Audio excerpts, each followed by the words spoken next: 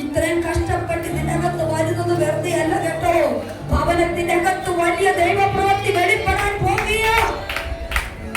നിന്റെ കണ്ണുനീര് തോരുവാൻ സമയമായി. ദുഃഖഭാരം മാറി പോവുകയാണ് കേട്ടോ. ദൈവം നിനക്ക് വേണ്ടി ഒരു വഴി തുറക്കും. നിന്റെ തലമുറ അനുഗ്രഹിക്കപ്പെടാൻ പോകുക. നിന്റെ തലമുറ അനുഗ്രഹിക്കപ്പെടാൻ പോകുക.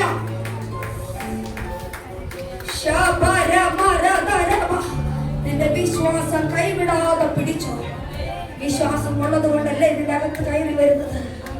കർത്താവ് നിന്റെ ഹൃദയം കാണുന്നുണ്ട് കേട്ടോ.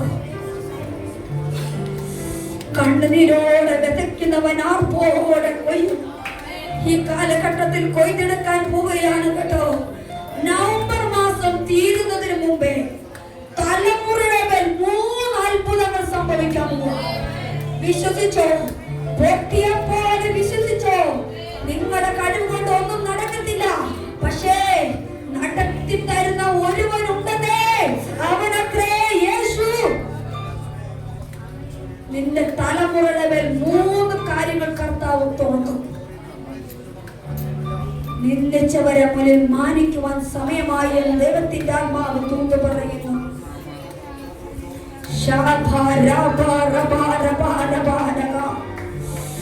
ഇന്നീ ഭവനത്തിന്റെ അകത്തേക്ക് പോകുമ്പോഴുണ്ടല്ലോ, ഞാൻ കാണുന്നു നിന്റെ അടുക്കളയിൽ ദൂതൻ നിൽക്കുകയാണ്.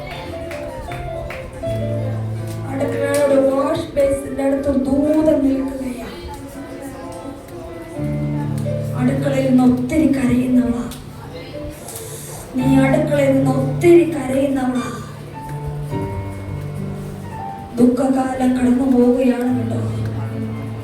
ഭരണിയുടെ എണ്ണ പറ്റാത്ത വണ്ണം, കലത്തിലെ മാവ് കുറയാതെ വണ്ണം കർത്താവ് നിന്നെ അനുഗ്രഹിച്ചു വേർതിരിക്കാൻ പോവുക. നിങ്ങൾ കർത്താവിന്റെ മഹിമാന്റെ സാക്ഷിയാകും. നിങ്ങളുടെ തലമുറ മുഖാന്തരം നിങ്ങൾ കർത്താവിന്റെ മഹിമാന്റെ സാക്ഷിയാകാൻ പോകുക. കർത്താവേ, ആ ദൂതൻ അതിന്റെ അകത്തിരിക്കുന്ന സകല ഇരുളിന്റെ മുഖത്തെയും ഇന്ന് പകൽ ഉണ്ടക്കുവാൻ ഞാൻ കൽപ്പിക്കുന്നു.